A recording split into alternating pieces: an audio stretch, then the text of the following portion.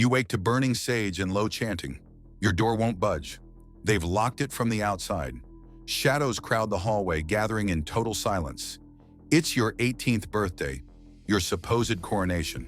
But an hour ago, the High Elder slipped to your door and whispered two shaking words, "Forgive us." Now your name echoes through the chants, not like a celebration, but like a funeral. Something is terribly, unforgivably wrong.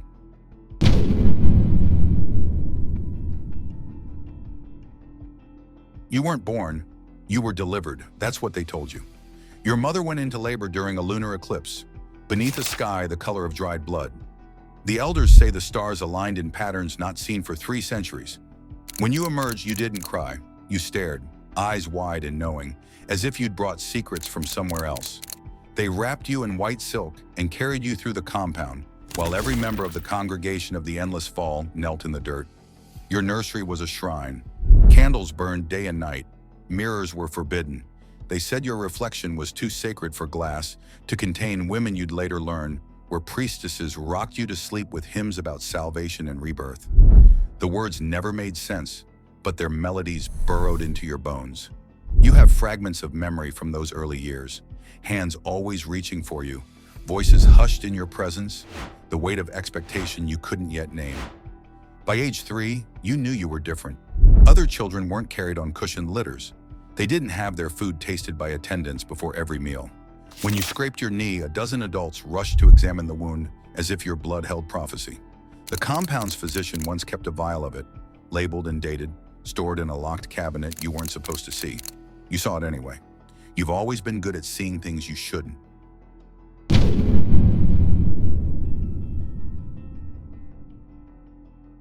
The years unfold in rituals and isolation. Your education happens in private chambers with the most learned members of the fold. You learn ancient languages, sacred geometry, the names of demons and angels in hierarchies that spiral toward infinity.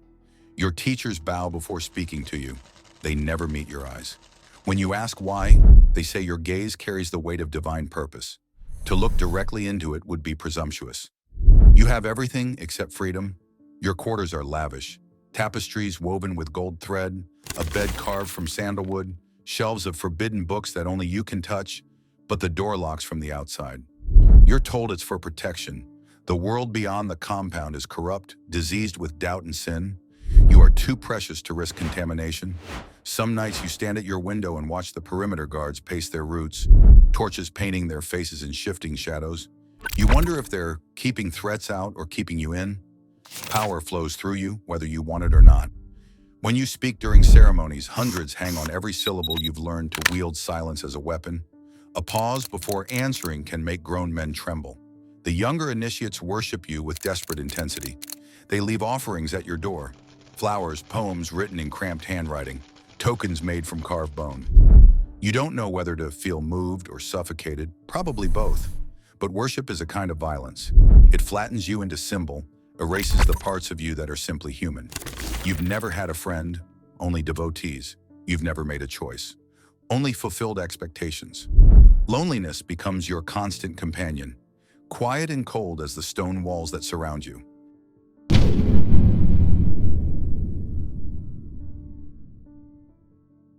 It starts with sounds you're not supposed to hear.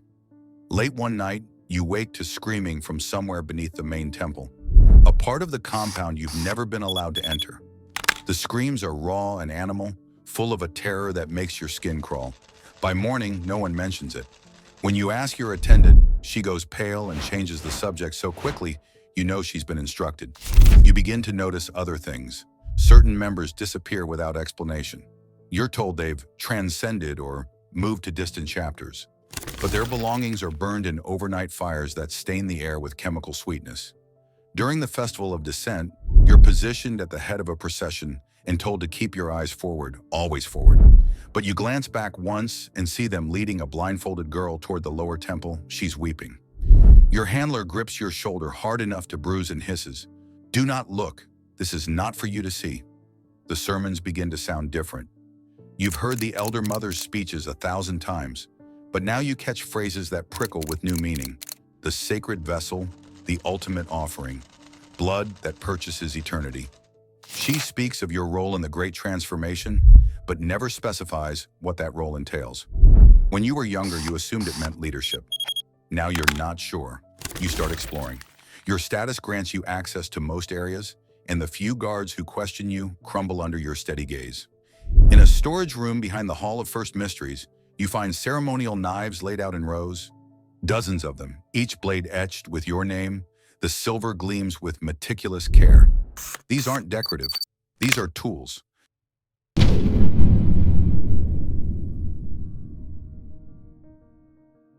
The archives are kept in a tower on the compound's eastern edge, accessible only to high scholars. But you've been called the Radiant Inheritor since birth.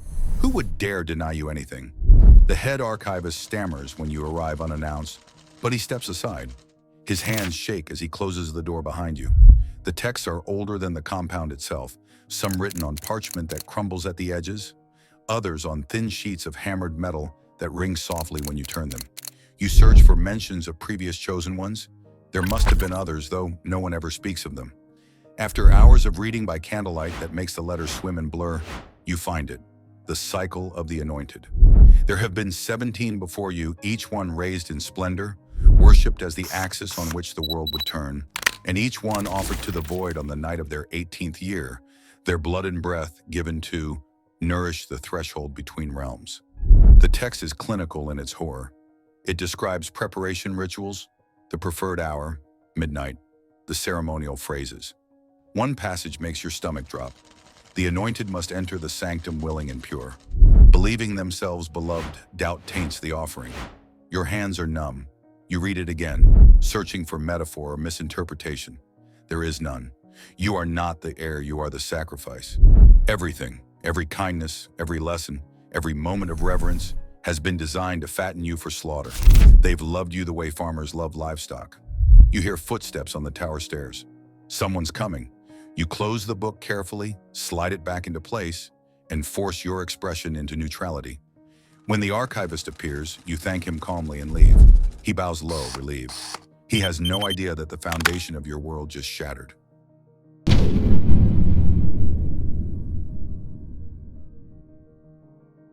You don't sleep. You pace your chambers, running through options, testing the bars on your window for the 1,000th time. They don't budge 3 days until your birthday.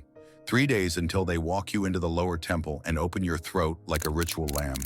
The knowledge sits in your chest like a stone. On the second night, Sister Miriam comes to your room. She's been your attendant since you were 7, one of the few who ever showed you something resembling genuine affection. Her eyes are red-rimmed when she enters, and she carries a small cloth bundle. She sets it on your bed and sits beside you, hands folded in her lap.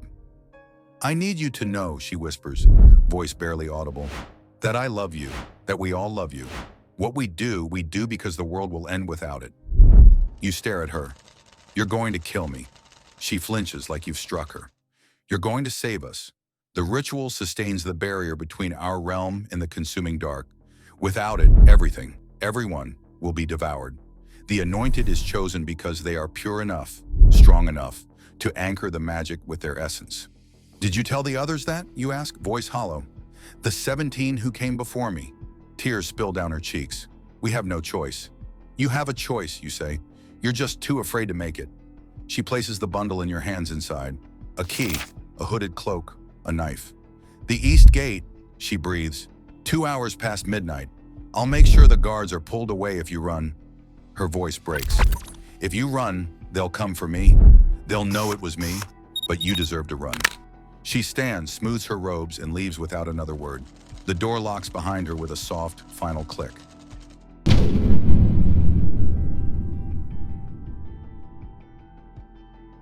You wait in darkness, counting heartbeats. The compound is never truly silent. There's always the murmur of prayer, the hiss of torches, the creak of old wood settling. But tonight feels different, heavier. You pull on the cloak, tie the knife to your belt, and unlock your door with trembling hands. The corridors are labyrinthine, designed to confuse outsiders, but you've walked them your entire life. You move through shadow, keeping to the edges where torchlight doesn't reach. Once you hear voices and press yourself into an alcove, barely breathing, as 2 wardens pass within inches of you. They're discussing tomorrow's ceremony. One of them laughs, actually laughs, and says something about, finally and the most beautiful one yet. Bile rises in your throat. The east gate appears through the gloom. It's smaller than the main entrance, reinforced with iron bands and a heavy crossbar. No guards in sight. Miriam kept her word. You lift the bar as quietly as you can, every scrape of metal against wood sounding like thunder in your ears. The gate swings open. Beyond it, forest, darkness, freedom. You're 3 steps past the threshold when you hear it. A bell, high and clear and catastrophic, ringing from the central tower. The alarm they know. You run. Branches whip your face. Roots try to trip you, but you push forward, lungs burning. Behind you, shouts erupt. Torches bloom like angry stars. They're fast, faster than you expected. These aren't ceremonial priests. These are hunters who've trained for this exact scenario. Of course they have. You're not the first to try to escape. A hand closes around your ankle. You crash to the ground, dirt filling your mouth.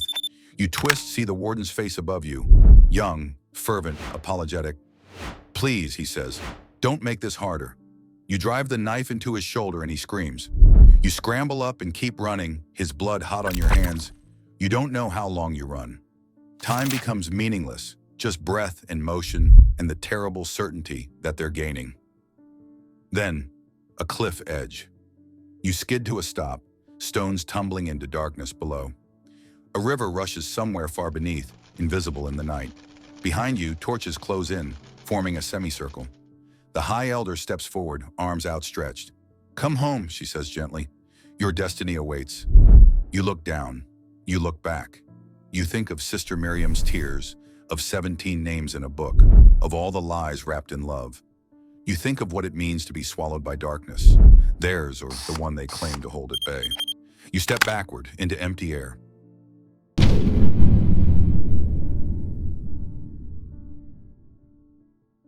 The fall is longer than you expected. You hit water hard enough to drive the air from your lungs, and the current seizes you immediately, dragging you downriver in a chaos of cold and foam. You surface, gasp, go under again. Your cloak tries to drown you. You tear it off and let it sink. When you finally crawl onto a muddy bank miles downstream, dawn is breaking. You're alive. You're free. You're utterly alone. But freedom has a cost. For days you move through wilderness, stealing food from small settlements, avoiding roads. You hear rumors. A cult in the mountains is searching for a runaway, offering rewards. Some call you a thief. Others say you're dangerous, unstable, a false prophet. The story they're telling about you is not the truth, but it's the one that will spread. You find shelter in an abandoned chapel, its walls covered in graffiti and bird shit. At night, you dream of the consuming dark they spoke of.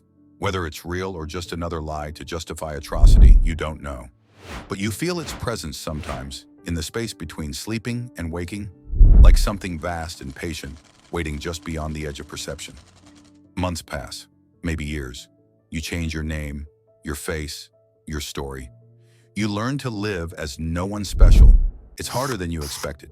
Being ordinary is a skill you were never taught. One night, in a city far from the compound, you see her. Sister Miriam. She's older, hollow-eyed, dressed in plain clothes. She's buying bread at a market stall. You watch from across the street, heart pounding. Did they kill her for helping you? Did she escape too? Does she even know you're alive? She turns and for a moment, your eyes meet. Recognition flares in her face, and something else, terror. She drops the bread and runs. You don't follow. You understand now. To her, you're not the person she saved. You're the offering that failed, the ritual left incomplete in her mind. The consuming dark is closer now because of you. You are not a survivor. You are the reason the world might end. You walk away, disappearing into the crowd behind you. The city lights flicker. Just a power surge, probably. Or maybe not. You'll never know if they were telling the truth about the darkness, and that uncertainty will follow you for the rest of your life. Worship doesn't save you. It devours you piece by piece until all that's left is the shape others need you to be. Power is a cage built from golden faith, and the key is always in someone else's pocket. You were born into purpose, raised in reverence and marked for death, not because you were evil, but because you were perfect. The perfect symbol, the perfect sacrifice. And now you walk the world knowing that love, real or performed, can justify anything, even the knife, even the altar, even you. If you're still here, listening, breathing, questioning, stay with me. Hit subscribe so you don't miss the truth they never wanted you to hear next.